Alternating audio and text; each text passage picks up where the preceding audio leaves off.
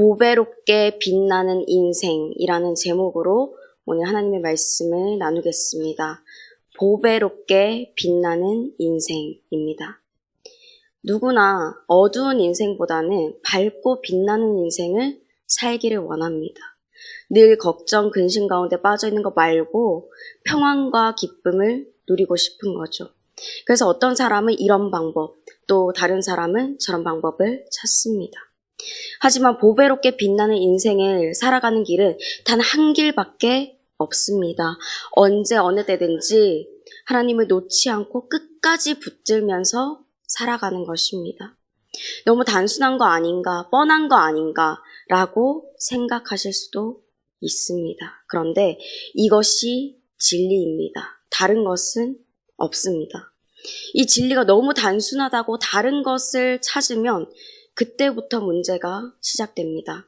너무 뻔하다고 그렇게 살지 않으면 빛보다 어두움에 가까워지는 거예요. 우리가 이런 유혹에 빠질 때가 언제인가요? 평안할 때는 주님을 잡고 있기가 그래도 쉽지요. 그런데 우리가 발을 담그고 있는 그 인생의 물살이 빨라질 때 점점 파도가 치고 풍랑이 일어날 때 어려워집니다. 그냥 포기하고 손 놓아 버리는 거죠. 이스라엘 백성들도 바벨론 포로에서 벗어나서 갓 돌아왔을 때는 비록 그 과정이 어렵긴 했지만 기쁘게 성전을 재건하고 주님이 보내신 선지자들을 통해 율법을 회복해 나갔습니다. 하지만 100년이라는 시간이 흐르니까 점점 마음이 변하는 거예요. 이제는 하나님이 약속하셨던 그 영광의 메시아께서 오셔서 하나님이 통치하시는 나라가 이루어져야 되는데 눈에 안 보이는 것입니다.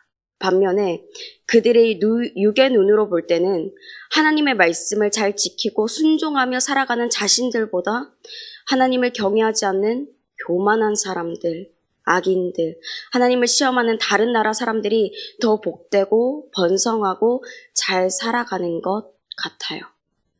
전에는 어리석다고 생각했던 사람들이 오히려 부러워지고 그들과 비교할 때 율법을 지키면서 하나님의 약속을 바라보며 살아가고 있는 자신들이 바보 같다고 느껴지는 거죠. 그러니 하나님 앞에서 자신들이 지은 죄를 슬퍼하며 탄식해봐야 아무 소용없다라고 생각하는 것입니다. 하박국 선지자도 이런 문제 때문에 하나님께 여러 번 이렇게 탄식한 적이 있었습니다. 하나님, 왜 제가 불러도 듣지 않으시고 외쳐도 구원하지 않으십니까? 왜 저 죄악들, 폐역, 겁탈, 강포, 변론, 분쟁, 저런 답답한 것들을 내가 눈으로 보게 하십니까? 율법도 없고 정의도 전혀 지켜지지 않는 이 상황 가운데 놓이게 하셨습니까? 지금 악인들이 의인을 둘러싸고 있습니다. 정의는 이미 바닥에 다 떨어졌습니다. 라고 말이죠. 그런데 그럴 수 있습니다. 그런 일이 없어야 할 것 같은데 그런 일이 일어날 수가 있습니다. 우리를 구원하시기 위해 예수님이 이 땅에 오셨을 때 모두 예수님을 구주로 영접하는 것이 마땅합니다. 예수님 높임 받으셔야죠. 그런데 예수님을 나사렛 촌놈이라고 무시하고 깔보는 이들이 많았습니다. 오히려 예수님을 대적하는 바리새인들, 사두개인들, 제사장들이 존경받고 높임을 받았죠. 예수님 앞에 마땅히 자신의 죄를 회개하며 주님께 돌아오는 게 맞는데 오히려 예수님을 죄인과 세리들의 친구라고 하면서 매도하는 이들이 많았습니다. 그리고 예수님이 세상의 왕자에 오르신 게 아니라 채찍질 당하고 침뱉음 당하고 온갖 수치와 고통을 당하시고 십자가에 못 박히시는 일이 일어났었습니다. 그때 사랑이 없이 율법만 남은 예수님의 대적자들은 기뻐하였죠. 이런 일은 일어날 수 있습니다. 일의 결과를 보지 못하고 당장 우리 눈앞에 있는 그런 과정만 볼 때는 정말 이해되지 않는 일들이 우리 눈앞에 펼쳐질 수가 있습니다. 그런데 그때 우리의 입을 지켜야 됩니다. 우리의 걸음을 굳건히 해야만 합니다. 이스라엘, 특별히 제사장, 지도자들이 이 흔들리는 상황 속에서 세상을 또 자신들의 안위를 선택했더니 어떻게 되었냐면 하나님을 높이고 만나고 참된 평안을 누리는 이 예배가, 이 거룩한 예배가 형식적으로 드려지게 되었습니다. 이방인과 결혼하고 마술과 간음, 하나님이 기뻐하시지 않는 모든 그런 불경건한 일들이 일어났습니다. 전에는 양심이 살아있어서 죄 짓는 것을 아주 부끄럽게 여겼지만 이제는 죄를 짓는 일에 담대해졌습니다. 전도서 8장 11절에서 말씀하죠. 악한 일에 관한 징벌이 속히 실행되지 아니하므로 인생들이 악을 행하는 데에 마음이 담대하도다. 하나님이 그게 잘못된 거라고 말씀하실 때 주님 앞에 울면서 돌아오지 않습니다. 오히려 우리가 언제 그렇게 했습니까? 라고 따지고 우리가 언제 주님의 이름을 멸시했다고 그러세요? 증거를 대보세요. 라고 주님 앞에 대듭니다. 자신들이 감히 하나님께 대적하고 있는데도 말씀을 거역하고 있는데도 불구하고 영의 눈이 완전히 어두워져서 눈에 보이는 것이 없습니다. 점점 완악해져 가는 것입니다. 악인이 부럽다고 그의 길을 따라가게 되면 따라가는 그 사람 역시 악인이 됩니다. 그렇게 우리는 내가 움직이는 게 아니라 내가 서 있는 이 물살이 세지는 거라고, 그냥 나는 파도가 일어나서 단지 휩쓸려지는 것뿐이라고 핑계대지 말아야 할 것입니다. 내가 신앙생활을 편하게 하고 싶어서 하는 게 아니라 나라의 시국이 이러하니까, 코로나가 일어났으니까 다른 사람들도 이거에 맞게 효율적으로 그냥 살아가니까 나도 이제 억울해서 그렇게 따라 살아가는 거라고, 예배보다 내 앞길을 위해서 시간을 더 투자하는 거라고 얘기하지 말아야 한다는 것입니다. 그건 발이 휩쓸려지는 게 아니라 마음이 주님께로부터 떠나고 있는 것입니다. 한 걸음 양보하고 두 걸음 양보하면 그 다음부터는 미끄러집니다. 세상의 물결에 휩쓸려 갈 수밖에 없습니다. 그리고 그 악인의 길의 끝은 결국 멸망이고 사망입니다. 그러므로 우리가 해야 할 말은 그것이 아닙니다. 우리가 취해야 할 행동도 이것이 아니죠. 그럼 뭐라고 이야기하고 어떻게 행동해야 될까요? 지금 하나님을 대적하는 사람들이 하는 것과 반대로 하는 것입니다. 이렇게 말하는 것입니다. 하나님을 섬기는 것이 우리의 복이다. 그게 가장 귀한 인생이다. 하나님의 명령을 지키며 죄를 주님께 자복하는 것이 우리에게 유익이다. 하나님 앞에 겸손한 사람들이 복이 있고 악을 행하는 자가 번성하는 것 같지만 망할 것이고 하나님을 시험하는 자가 화를 받을 것이다 라고 하는 거예요.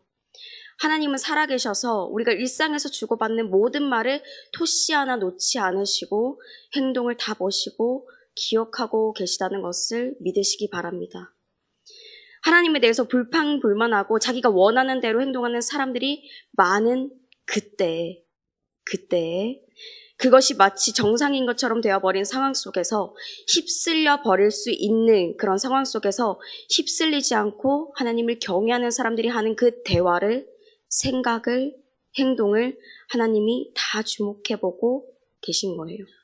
그만큼 우리가 하나님 앞에 귀한 자들이기 때문에 그렇습니다. 얼마나 귀하면 하나님을 경외하고 존중히 여긴 모든 자들의 이름을 한 명 한 명 모두 다, 그리고 우리가 나눈 이야기를 한자 한자 다 기념책에 기록해 두신다고 16절에서 말씀하십니다.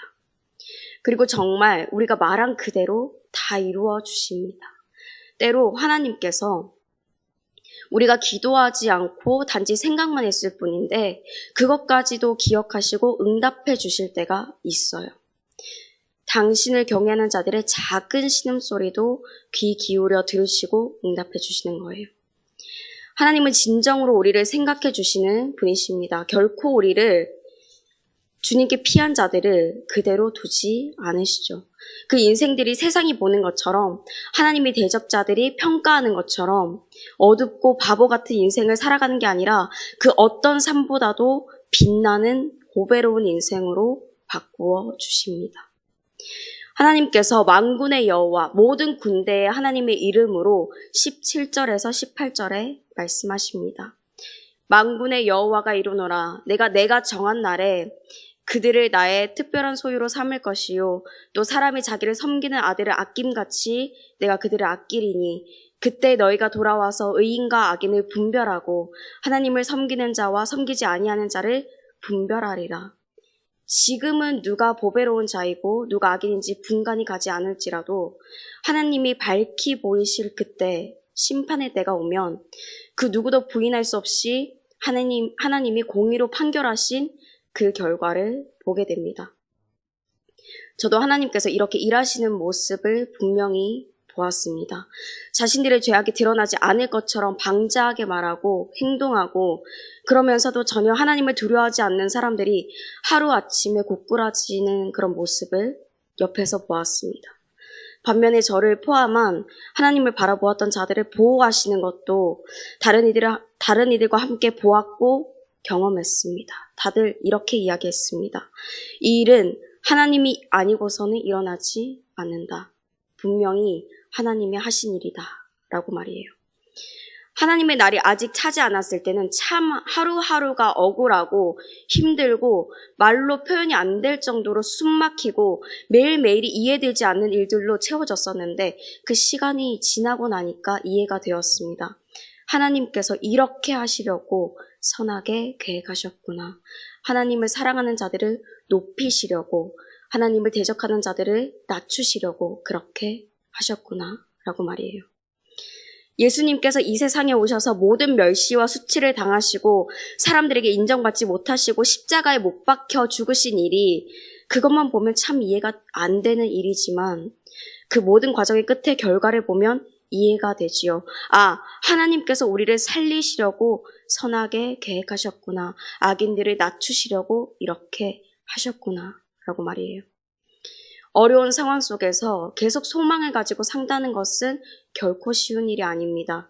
내일이 오는 것이 못 견디게 정말 고통스러울 수가 있습니다. 이렇게 단순한 거 뻔한 거 말고 이렇게 오래 걸리는 방법 말고 다른 방안을 얼른 찾아서 그 상황을 벗어나고 싶은 마음이 들기도 하겠죠.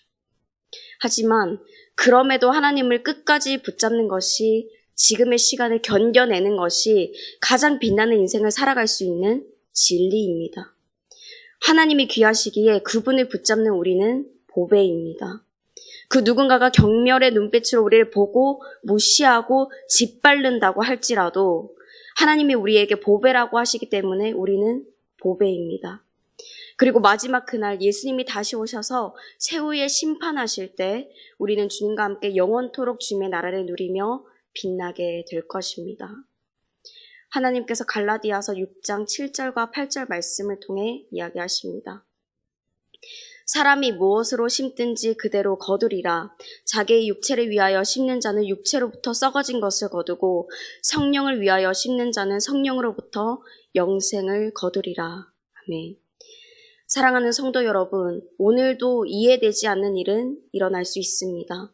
하루빨리 내 삶이 안정되고픈 유혹이 다가올 수 있습니다. 그러나 오직 주님을 경외하며 인내할 때 하나님은 하나도 빼놓지 않으시고 반드시 갚아주시고 복 주실 것을 우리에게 약속하여 주셨습니다.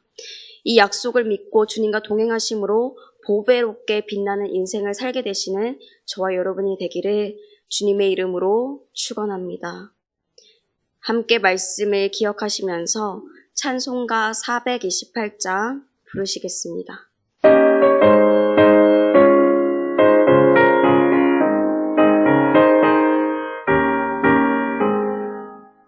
내 영혼에 비치니 주 영광 찬란해.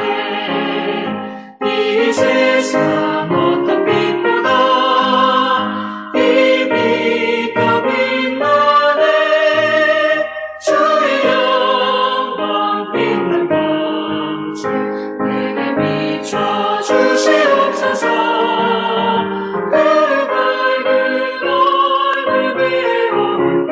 나의 영혼 기쁘다. 내 영혼에 노래 있으니 주 찬양합니다. 주 귀를 기울이시사 다 듣고 계시네. 주의 영광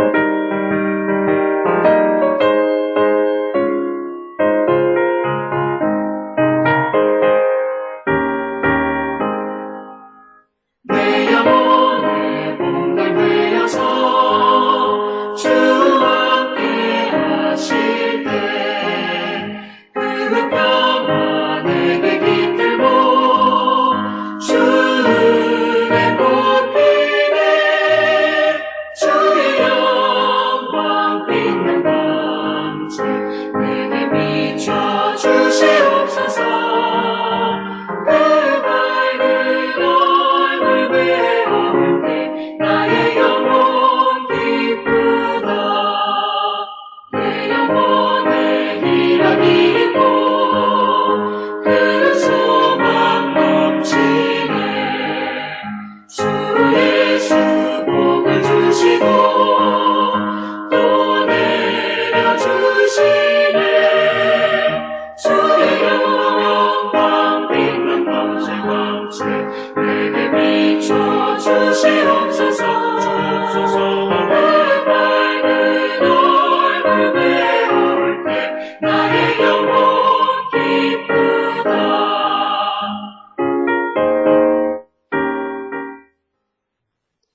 이제는 우리 주 예수 그리스도의 은혜와 하나님의 크신 사랑과 날마다 우리와 함께 하시는 성령님의 교통하심이 이해되지 않는 상황 속에서도 오직 주님을 경외하며 인내할 때 보배롭게 빛나는 인생으로 살게 하시는 주님을 믿음으로 살기로 결단한 모든 주님의 자녀들과 그 삶의 모든 지경 가운데 영원토록 함께 하시기를 간절히 축원하옵나이다. 아멘.